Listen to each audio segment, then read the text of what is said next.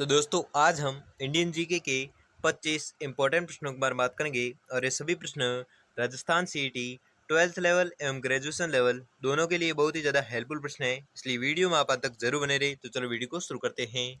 तो आपका पहला सवाल है कि भितरकनिका राष्ट्रीय उद्यान निम्नलिखित में से किस राज्य में स्थित है। मोस्ट इंपोर्टेंट क्वेश्चन है। क्या प्रश्न एक बार वापस से पढ़ो कि भितरकनिका राष्ट्रीय उद्यान निम्नलिखित में से किस राज्य में स्थित है। तो आपको बताना है कि किस राज्य में स्थित है। तो ये स्थित है उड़ीसा में। तो दोस्तों आपको 25 प्रश्न दिए जाएंगे, जिसमें से आपने कितने प्रश्न सही किए हैं वो मैं लास्ट में कमेंट में जरूर बताएं। और मैं प्रश्न पढ़ूँ उससे पहले आप उत्तर तैयार रखें, जिससे कि आपकी प्रिपरेशन होती रहेगी। तो अगला प्रश्न देखते हैं। अगला सवाल है कि नोंगखिलेम वन्यजीव अभ्यारण्य निम्नलिखित में से किस राज्य में स्थित है। तो ये जो वन्यजीव अभ्यारण्य है ये स्थित है मेघालय में। अगला सवाल है कि निम्नलिखित में से कौन एक रामसर आर्द्रभूमि स्थल है। तो वह है पौंग बांध झील। ठीक है, पौंग बांध झील है जो एक रामसर आर्द्रभूमि स्थल है।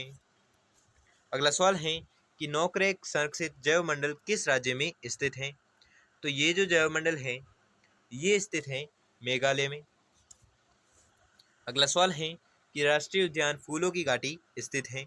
मोस्ट इम्पोर्टेंट क्वेश्चन है और ये प्रश्न बहुत बार एग्जाम पूछा भी गया है कि राष्ट्रीय उद्यान फूलों की घाटी है जो स्थित है, तो कहाँ पर स्थित है वो आपको बताना है। तो ये स्थित है उत्तराखंड में। अगला सवाल है कि रामसर कन्वेंशन कंजर्वेशन कब अंगीकृत हुई। तो आपको याद रखना है ये अंगीकृत हुई थी 2 फरवरी 1970 को।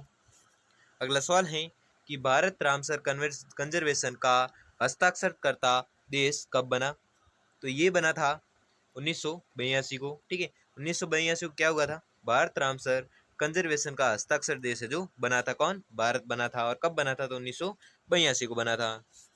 अगला सवाल है कि राजस्थान के किस क्षेत्र को विश्व की नम भूमियों में शामिल किया गया है। तो आपको याद रखना है वह क्षेत्र है उक्त एक एवं दो दोनों। ठीक है, ये जो दोनों ऑप्शन है केवलादेव, गाना और सांबर, ये दोनों जो क्षेत्र हैं ये विश्व की नम भूमियों में शामिल किया गया है, इसलिए आपका राइट आंसर हो जाएगा ऑप्शन नंबर सी।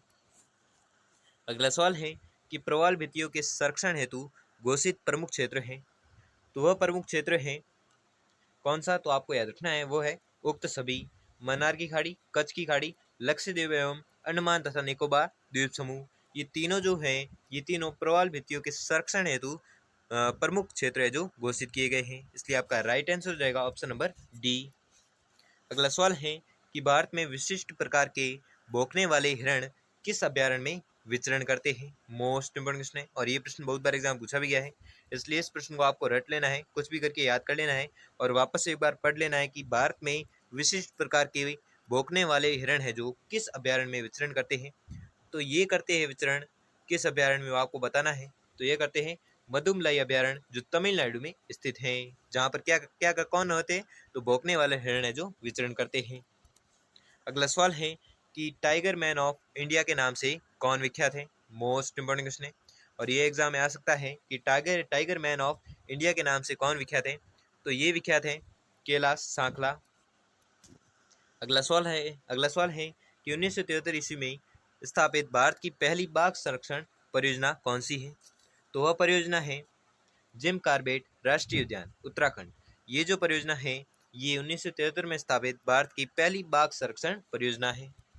अगला सवाल है कि लोकटक झील भारत के किस राज्य में अवस्थित है। मोस्ट इंपोर्टेंट क्वेश्चन है और ये प्रश्न एग्जाम में आ सकता है कि लोकटक झील जो है वो भारत के किस राज्य में अवस्थित है।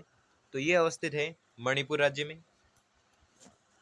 अगला सवाल है कि भारत की सबसे बड़ी तटीय लैगून झील कौन सी है।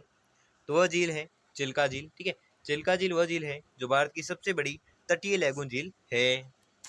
अगला सवाल है कि हुसैन सागर और उस्मान सागर झीलें हैं जो किस राज्य में स्थित हैं। तो आपको बताना है कि दोनों झीलें हैं वो किस राज्य में स्थित हैं।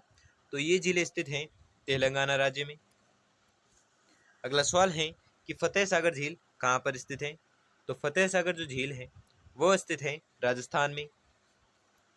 अगला सवाल है कि पुलिकट झील कहाँ पर स्थित है। मोस्ट इंपोर्टेंट क्वेश्चन है और ये प्रश्न बहुत बार एग्जाम पूछा भी गया है कि पुलिकट जो झील है वो कहाँ पर स्थित है। तो ये स्थित है तमिलनाडु राज्य में। अगला सवाल है कि कोलेरू झील कहाँ पर स्थित है। तो कोलेरू जो झील है ये अवस्थित है आंध्र प्रदेश में। अगला सवाल है कि सात ताल झील कहाँ पर स्थित है। मोस्ट इंपोर्टेंट क्वेश्चन है और ये भी प्रश्न एग्जाम में आ सकता है कि सात ताल जो झील है वो कहाँ पर स्थित है। तो ये स्थित है उत्तराखंड में।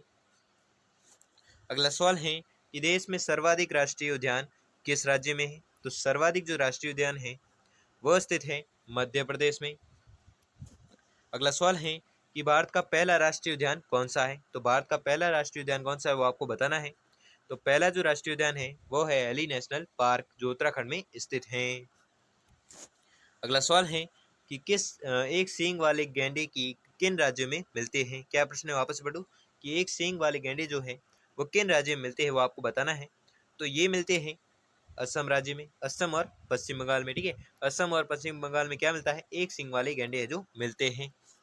अगला सवाल है और ये 23वां सवाल है कि घड़ियाल विश्व में किस देश में पाया जाता है। तो घड़ियाल विश्व में पाया जाता है भारत देश में।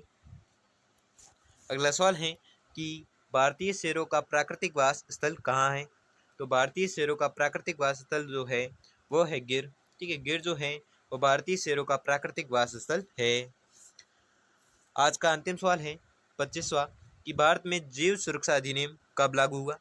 तो भारत में जीव सुरक्षा जो अधिनियम है वो लागू हुआ था 1972 को। ठीक है, 1972 को क्या हुआ, भारत में जीव सुरक्षा अधिनियम है जो लागू हुआ था। तो दोस्तों आपको 25 प्रश्न दिए थे, जिसमें से आपने कितने प्रश्न सही किए हैं वो हमें जल्दी से जल्दी कमेंट करके जरूर बताएं। और अगर आपके लिए वीडियो थोड़ा भी हेल्पफुल साबित हुआ हो तो वीडियो को लाइक और चैनल पर नए तो चैनल को सब्सक्राइब कर लीजिए और बेल आइकन को प्रेस कर लीजिए जिससे कि वीडियो की नोटिफिकेशन आपको मिलती रहेगी। धन्यवाद।